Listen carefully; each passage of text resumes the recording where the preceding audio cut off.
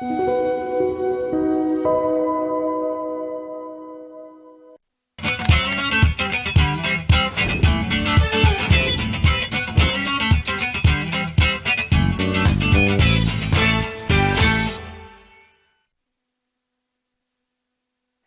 권미란의 인사이드 아웃 대가의 어깨 한국폴리텍대학 김응주 교수님입니다. 교수님 안녕하세요. 네, 안녕하세요. 저희가 지난해 하반기부터 계속 모시려고 네. 섭외 약속을 했다가 너무 바쁘셔가지고 네. 작년에 못 뵙고 올해 새해에 또 만나 뵙게 됐습니다. 네. 오늘 교수님과 함께 나눌 주제 보도록 하겠습니다. 보시죠. AI가 촉발한 반도체 3차 대전. AI 반도체를 그야말로 장악하면서 엄청난 성장을 보여주고 있는 엔비디아, 또 그 곁에서 동반 성장하고 있는 TSMC가 있습니다. AI 반도체 시장의 구도를 먼저 짚어주실까요? 지금 어제 끝났죠. GTC 2024에 보면은 지금 이제 이미 생활 속에 AI가 접어들었고요. 그 생활 속에 접어든 AI를 얼마만큼 이제 효율적으로 각 기업들이 주도권을 쥐고 가냐, 그런 면에서 굉장히 앞으로 다양한 그리고 재미있는 흐름이 있지 않을까 그렇게 예상할 수 있습니다. 네, 오늘 주제가 반도체 3차 대전인데요. 지금 진행 중이라고 보시는데 그 흐름을 간략히 살펴볼까요? 네, 크리스 밀러 교수라고 이제 미국 터프츠대 교수가 쓴 칩워라는 책이 있는데요. 네. 이제 재밌는 내용들이 아주 많이 있습니다. 그래서 84년, 86년도에 여러분 잘 아시다시피 일본하고 미국하고 디램 시장을 두고 치킨 게임이 있었는데, 당시는 디램이라는 기술 자체가 좀 요새 기술에 비하면 굉장히 단순하지만 누가 이익을 얻은 거를 빨리 투자를 해서 누가 더 높은 수율로 이익을 내서 상대방을 이제 다운시키느냐, 그런 게임에서 이제 일본이 살아남았던 거고요. 2차 때는 이제 일본하고 한국 간에 2차전이 있었는데, 그때도 이제 90년대 디램 시장을 두고 삼성이 이제 진출을 하게 되면서, 그 당시 삼성에서 해외에 있던 반도체 분야 대거 인재도 영입을 하고 또 이제 설계도도 사오고 일본 칩을 분석하면서 정말 그 당시 얘기를 들어보면 뭐 밥만 먹고 그다음에 밤을 새워서 일을 했다, 그렇게까지 했고, 당시 반도체 분야가 일본보다 굉장히 많이 뒤떨어져 있었는데 노력을 하면 이제 운도 따른다고 당시에 두 가지 큰 운이 있었던 것 같습니다. 첫 번째는 IBM PC가 보급이 되기 시작을 했고, 네. 그다음에 이제 인터넷이 보급이 시작이 됐고요. 결정적인 거는 이제 세계 정세 변화에 있어서 일본이 이제 너무 이제 독주를 하다 보니까 미국이 견제를 하기 시작을 하면서 이제 플라자 합의라고 미국, 일본, 프랑스, 독일이 일본을 견제하기 위해서 환율을 인상시키게 되면서 일본 디램 가격이 폭등을 하면서 우리나라가 가격 경쟁력의 우위를 차지하면서 이제 우리나라가 승리를 얻게 됐고요. 그다음에 이제 3차 대전은 사실 98년도, 2000년대 때부터 이제 시작이 됐는데, 당시 애플 아이폰이 공급이 되고, 그다음에 삼성도 그 당시는 부품을 많이 공급을 했었고, 또 갤럭시 폰이 성공을 하면서 삼성이 굉장히 거의 CAGR이 거의 17% 가까이 육박할 만큼 삼성이 고성장을 했고요. 그러면서 그동안의 팬데믹 기간이라든가, 그다음에 그 반도체 슈퍼사이클이라는 기간이 그동안에 있었는데, 또 최근에는 이제 AI 시대가 오면서 이제 AI 시대에서 엔비디아가 등장을 하면서 또 새로운 국면을 맞고 있습니다. 네, 이번 3차전에도 우리나라의 운을 따르게 할 재료들이 좀 있었으면 좋겠다라는 생각이 드는데, 지난 2차전에는 인터넷의 발전이 있었고, 또 마침 그때 일본이 미국을 쫓아가면서 1위권의 경제를 추격하는 투키디데스의 함정이라고 하죠. 네. 이제 중국도 지금 현재 그런 상황인데, 그걸 견제를 미국 쪽에서 하다 보니까 우리나라 쪽에서 반도체 발전이 있었습니다. 그래서 지금 3차전에서는 미국의 엔비디아, 대만의 TSMC, 우리나라는 삼성전자와 SK하이닉스, 일본은 뭐 기업 이름이 좀 떠오르는 게 없습니다. 일본은 지난달이죠. 구마모토 현의 TSMC가 반도체 공장을 짓겠다. 또 이제 1공장, 2공장도 짓겠다 하면서 정부에서도 지금 보조금이 1조 2천억 엔 가까이 지급을 하고 있는 상태고, 또 얼마 전에 미국에서 자국 내 반도체 팹을 짓게 되면은 보조금을 주겠다 했는데, 예상과 다르게 대만을 견제한 목적도 있는 것 같은데 한국이 대만보다 더 많은 금액을 보조를 하겠다라는 거를 보면 일본도 사실 일본도 무시할 기업은 아니죠. 당장은 시스템 반도체 쪽은 이나 AI 쪽은 일본이 좀 국민성하고 좀 관련이 있는 것 같아요. AI가 생성형 AI 자체가 이제 분석형 AI다 보니까 예를 들면 이제 차 사고가 나면은 사람들이 사고를 내면은 신문에 안 나는데 AI가 사고를 내면 한 건만 나도 이제 굉장히 사람들이 난리를 치는데 일본 사람들은 이제 그런 것들에 대해서 더 민감하고 일본이 특히 이제 전기차 쪽이 좀 약한 이유도 아직 전기차가 이제 화재라든가 그런 위험성 때문에 일본이 차량 기술력은 있지만 전기차라든가 인공지능 쪽에 아직은 좀 발전이 더딘 이유가 그런 좀 국민성하고도 관련이 있고 뭐 대표적인 기업은 이제 라피더스라 그래서 첨단 반도체 만드는 걸 목표로 일본에서 이제 라피더스라고 하는 설계 회사를 설립한 것도 이제 주목할 네. 만한 부분이 아닌가 그렇게 말씀을 드릴 수 있습니다. 네, AI 반도체 시장 전체적인 구도를 좀 짚어본다면 어떻게 정리할 수 있을까요? 자료를 좀 가져왔는데요. AI 네. 이제 병목현상이라고 하는 그런 게 있는데 AI 병목현상이라 해서 이제 어떤 그 데이터에 있어서 또 물론 이제 데이터에 있어서 지금 이제 많이 핫한 이슈인 HBM 메모리가 그런 부분이긴 한데 실제 병목현상이라고 하는 거는 실제 AI에 필요한 GPU의 발달 속도 대비 그 주변 메모리라든가 이런 부분이 아직 그 제공해주는 서플라이 체인이 병목 현상이 있기 때문에 그런 좀 말을 붙여봤고요. 지금 구도를 보면은 엔비디아이 에서 GPU를 생산을 TSMC에서 하고 있고 이에 필요한 HBM을 하이닉스에서 개발 초기부터 2014년대부터 세 개 회사는 아주 철저한 혈맹 관계에 있고요. 이제 삼성도 초기에는 HBM을 당시 진행을 하다가 삼성에서 좀 이제 전략적 미스라고도 할 수가 있는데 삼성이 HBM 쪽이 아니라 이제 GDR, DDR 쪽에 포커싱을 하면서 당시 HBM 그 개발진들이 하이닉스 쪽으로 많이 넘어갔거든요. 그러면서 조금 뒤떨어진 상황이긴 한데 지금 그래도 삼성이 뭐 CXL이라든가 HBM 또 3, 5세대, 4세대, 5세대를 개발하면서 많이 추격을 하고 있는 상황이고 또 하나 이제 변수는 이제 마이크론. 마이크론은 3세대 HBM을 뛰어넘어서 바로 4세대 HBM을 생산을 하면서 지금 TSMC를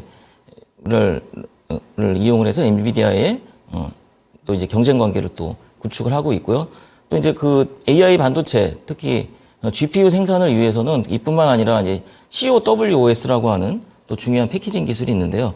그 CoWS 기술은 TSMC에서 어떤 새로운 기술을 런칭한다는 차원에서 개발을 하고 그 이후 단에서는 리소스를 줄이기 위해서 이제 나머지 오사티 기업들한테 개발을 시키는 그런 구도에 있기 때문에 일반적인 반도체 시장 구도를 보면은 엔비디아를 주축으로 해서 HBM 시장을 어떻게 석권을 하느냐, 그리고 GPU 제품을 어떻게 조립을 하느냐, 그리고 만들어진 GPU를 빅테크 기업에서 어떻게 이제 활용을 하느냐 쪽으로 이제 요약을 할 수 있을 것 같습니다. 네, 챗 GPT의 등장과 함께 AI 경쟁이 가속화되면서 이런 AI 반도체 쇼티지 현상까지 일어나는 모습인데요. 지금 전체적인 구도는 이렇게 나타나고 있고 HBM의 기술 경쟁이 본격화되고 있습니다. SK 하이닉스가 먼저 털을 잡았고 이제 추격자 입장에서 삼성전자, 마이크론까지. 근데 마이크론이 뭐 막내둥이라고 표현한다면 이제 3인자인데 근데 마이크론이 엄청난 실적을 냈다라면서 네네. 이번 주에 굉장히 또 화제가 됐거든요. 시장 주도권은 어디로 갈까요? 지금 HBM 분야에 있어서 전반적인 시장 그 마켓셔 비중을 보면은 삼성하고 하이닉스가 거의 한 40%씩 양분하고 있고요. 하이닉스는 절대적으로 하이닉스 전체 매출의 20% 정도를 엔비디아에 납품을 하는 HBM에 차지할 정도로 굉장히 큰데 삼성도 비중은 크긴 하지만 삼성은 엔비디아보다는 다른 쪽 서브 분야 쪽에 또 매출이 많은 상태고요. 마이크론이 좀 긴장을 해야 되는 이유는 지금 이제 4세대까지 나와 있다고 알 수가 있는데 지금 마이크론에서 만든 5세대 HBM3E 같은 경우에는 지금 이제 호퍼 H200에 탑재 예정인데 경쟁사 대비 전력 소모가 30%나 적게 나온다고 하기 때문에 같은 5세대급이긴 하지만 네. 지금 SK나 삼성전자의 5세대급 HBM에 비해서는 굉장한 경쟁력이 있다라고 말씀드릴 수가 있고요. SK나 마이크론은 아직 이제 8단적층이기 때문에 24GB 정도 용량이지만 삼성은 전공정뿐만 아니라 후공정 기술력도 있기 때문에 12단 36GB까지 그렇게 이제 앞서가고 있는 상태고요. 일단 그 5세대급 HBM 양산에 있어서는 마이크론이 지금 좀 앞서가고 있다라고 좀 말씀드릴 수 있습니다. 네, HBM에서 그 시장 주도권을 잡기 위해서 기술 발전이 앞으로 계속될 텐데 그 중에 지금 마이크론은 그 전력 소모를 줄이는 그런 혁신을 이끌어냈다고 하셨는데요. 앞으로 또 어떤 게 혹시 필요할까요? 전력 소모 말고도 기술 발전이 더 많이 쌓는 쪽으로 가게 될까요? 네, 지금 쌓아야 되는데요. 이제 앵커님 말씀대로 쌓아야 되는데 그 삼성하고 하이닉스에서 쌓는 방식 자체가 좀 다릅니다.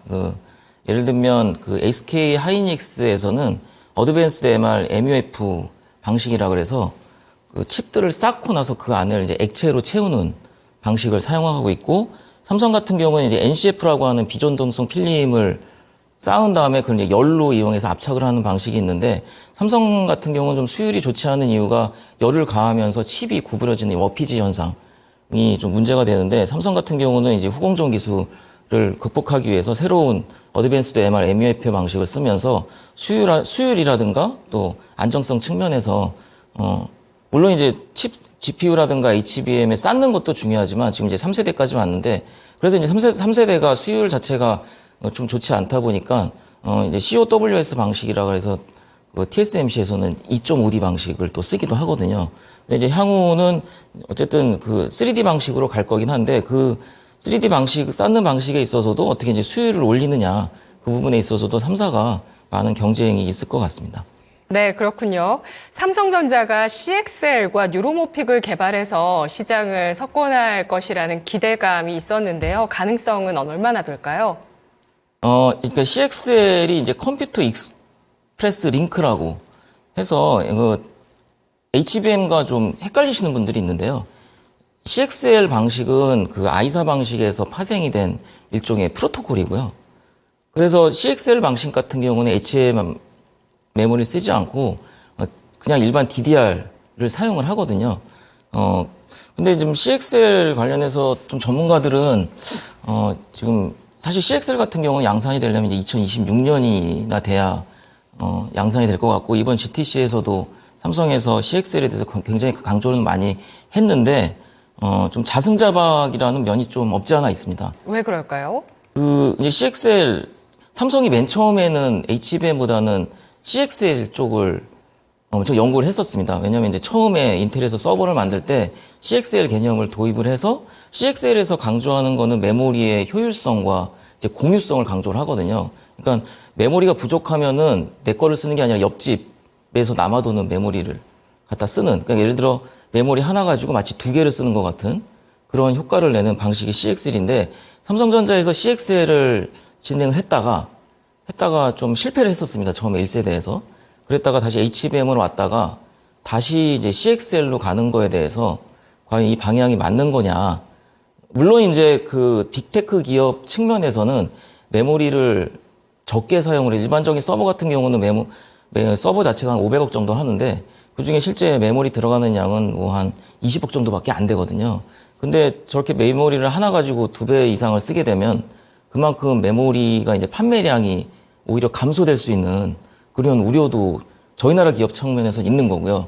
근데 이제 인텔이라든가 뭐 퀄컴 같은 빅테크 기업에서는 메모리를 어떻게든 적게 써서 효율적으로 써야 되기 때문에 그런 빅테크 기업에서 주문이 있기 때문에 삼성전자에서도 어쩔 수 없이 다시 CXL로 회귀를 하지 않았나. 물론 이제 기술적 가치라든가 앞으로 전망은 굉장히 밝은데 이제 우리나라 같이 이제 주로 메모리를 하드웨어적으로 판매해서 이익을 나는 그런 상황에서는 과연 이제 맞는지는 좀 더 지켜봐야 되지 않을까. 그렇게 좀 생각을 하고 있습니다. 네, 자료로 HBM과 CXL 관련주 이렇게 나누어져 있는 아주 예쁜 그림을 가지고 와주셨어요. 어디서 구하셨어요, 교수님? 네, 좀 공부를 하다 보니까 예. 반도체 분야에 있어서 CXL 분야 쪽에 관련 있는 기업들이 나눠져 있었고요. 그다음에 또 HBM 쪽도 나눠져 있는 기업들이 좀 있어서 좀 참고로 가져왔고요. 그림에서 보시는 것처럼 CXL은 이제 그 링크를 얼마만큼 효율적으로 쓰느냐를 다루는 기술이고 HBM 하드웨어적으로 2.5세대, 3.3세대로 가면서 어떻게 잘 쌓고 TSV 기술로 이용을 해서 어떻게 잘 뚫느냐 그런 기술이 있는 것 같고요. 추가적인 뭐 기업으로는 예를 들어 뭐 자람 테크놀로지 같은 경우는 이제 앞으로는 지금 GPU를 넘어서서 뉴로모픽 반도체 그다음에 AGI 칩까지 이제 나가게 될 텐데 자람 테크놀로지 같은 경우도 굉장히 AGI 칩 분야 쪽으로 굉장히 좀 유망한 기업이고 그다음에 AG 랜드 같은 경우는 이제 TSMC 공식 협력사로 되어 있기 때문에 지금 보시면 주로 후공정 쪽 그다음 이제 전공정 장비와 관련된 업체 리스트를 했는데 제가 봤을 때는 저는 이제 설계하는 사람 입장으로서 이런 자람 테크놀로지인가라든가 또 칩셋 미디어 지금 NPU에 있어서 고화질 지금까지는 그 LLM 기반의 인공지능 자체가 텍스트와 이미지, 영상을 이용을 한 AI가 발달했다면 앞으로 이제 동영상 쪽까지 LLM이 확대가 될 텐데 그런 면에서 보면 뉴로모픽 기술이 적용이 되는 칩셋 미디어 같은 회사도 앞으로 대장주로 굉장히 좀 나서지 않을까 그렇게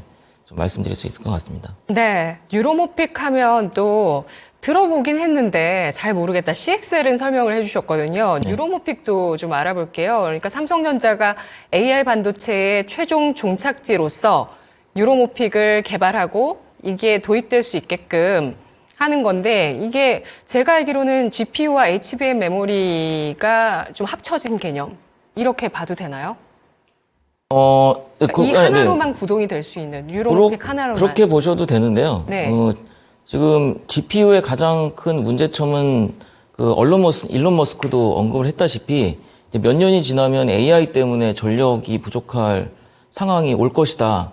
그래서 지금 이제 원전 기술주라든가 그다음에 냉각 관련된 그런 기업들이 또 이제 떠오르고 있는데 네. 그런 면에서 이제 GPU 자체는 어떻게 보면 이제 병렬 연산에 의해서 가속해서 연산을 하다 보니까 그런 에너지 발열량이 굉장히 많거든요. 근데 뉴로모픽 반도체 같은 경우는 반도체 칩의 구조 자체를 인간의 뇌와 뉴런과 시냅스 구조로 만들었기 때문에 굉장히 그 GPU와 HBM을 이용을 한 LLM 기반을 적용을 한 인공지능 대비 일단 병목 형상이 감소가 될 수 있고요. 뭐 최고 8배 이상.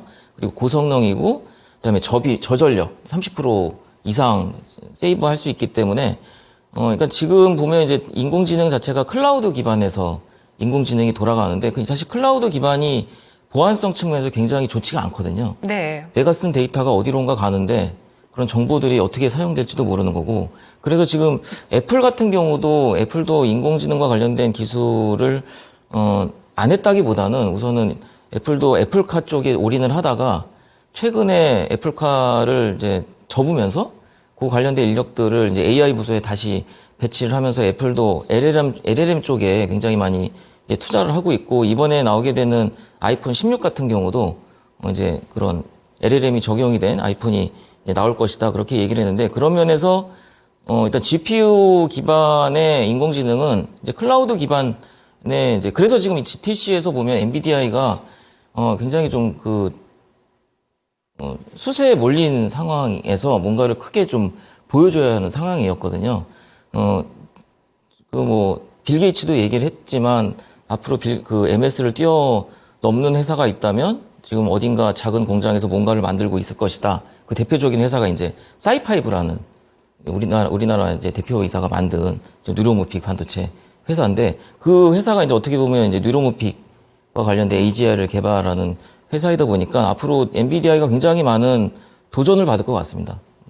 그리고 이제 삼성에서도 보면 지금 AGI라고 해서 이제 마하라고 하는 그런 또 새로운 인공지능 칩을 만들고 있는 걸 보면 조금 이제 당분간은 지속이 될 것 같습니다. GPU 기반의 시장이 엔비디아를 중심으로 하지만 언젠가 많은 또 기술을 개발하는 업체로부터 많은 도전이 있지 않을까 그렇게 예측을 할 수 있을 것 같습니다. 네, 이제 겨우 그 GPU라는 개념을 좀 알겠는데 비트코인부터 AI까지. 근데 앞으로 AGI, 범용 인공지능이 발전하게 되면서 더 또 새로운 AI 반도체가 나올 수 있고 엔비디아는 도전에 직면할 것이다라고 보셨는데요. 뉴로모픽 그 자료 그림 잠깐만 제가 준비한 거 보시면 이 개념이 왜 나왔냐면 지난달에 삼성전자가 함도니 하버드대 교수를 옛 삼성종합기술원이라는 그 싱크탱크의 부원장으로 선임을 했는데 이분이 앞서서 그 삼성 임원분들과 뉴로모픽 주제로 논문을 집필한 바가 있어서 그래서 앞으로 삼성전자의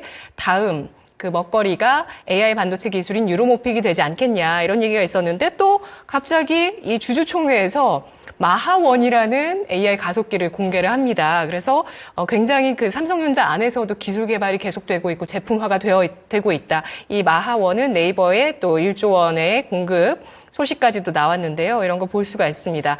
여타 글로벌 기업들은 AI 반도체 시장 장악을 위해서 어떤 기술을 개발하고 있을까요? 아까 말씀드린 대로 이제 그 자람 테크놀로지 같은 기업도 이제 그 뉴로모픽 반도체 관련해서 굉장히 사이즈는 작은데 거의 그 암페어 100이라고 해서 이제 엔비디아의 A100 정도 수준의 성능을 내는 그런 그 뉴로모픽 반도체 보드도 개발한 바 있고요.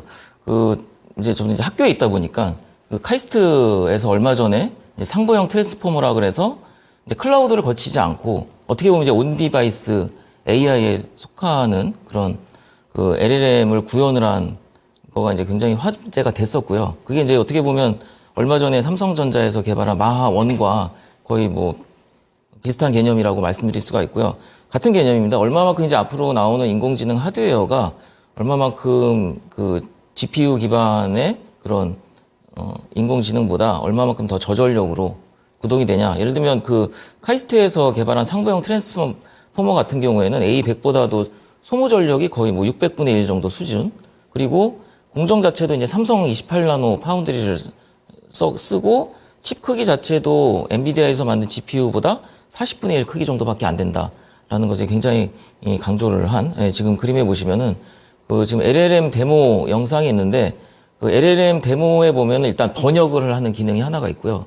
또 하나는 주어진 텍스트를 요약을 하는 기능이 또 하나가 있고 또 하나는 어떤 질문에 대해서 그 주어진 질문에 대해서 그 주어진 지문을 보고 질문에 대해 답을 하는 그런 거를 기존의 이제 클라우드 기반의 그런 AI 서비스보다 온 디바이스를 활용을 해서 0.4초 만에 그런 거를 처리를 하는 거를 비교 영상을 한 것들이 있었는데요. 그게 굉장히 저는 인상 깊게 봤고요. 아마 마하1도 그런 개념에 아마 성능을 내지 않을까. 아직 구체적인 그런 퍼포먼스는 제가 확인을 못했는데 굉장히 어쨌든 기준 자체는 엔비디아의 GPU 지금 뭐 A100 그다음에 뭐 호퍼 그다음에 뭐 블랙웰까지도 나왔는데 그런 것과 견주어서 앞으로 많은 경쟁할 수 있는 것들이 많이 나올 것 같습니다. 네, 저전력 고효율을 추구하기 위해서는 또 어떤 기술이 나오고 있을까요? 발열을 잡기 위한 노력이 중요하다고 하더라고요. 네, 그렇죠. 이제 대표적인 기업이 이제 GST라는 기업이 있습니다. 네. 뭐 다 아실 것 같은데요. 맞아요. 지금. 네. 이제 원래 GST는 이제 유해가스를 정화하는 스크러버랑 그다음에 온도 조절하는 칠러를 메인으로 했던 기업인데 이제 공냉식이 좋으냐, 이제 순냉식이 좋으냐, 그다음에 아니면 지금 GST에서 밀고 있는 그런 액침 냉각 기술이 를 보면 액침 냉각 기술은 이제 그런 반도체를 이제 예전에 미션 임파서블에 보면은 어떤 저장 정보를 빼내기 위해서 물 속에 들어가서 칩을 빼내는 그 이유가 이제 이런 개념이거든요. 굉장히 서버라든가 열이 발생을 하기 때문에 기존에는 공냉식을 쓰다가 그다음에 순냉식을 쓰다가 그다음에 이제 비전도성 기름에 담가서 서버 자체를 냉각시키는 그런 기술을 GST에서 하고 있고요.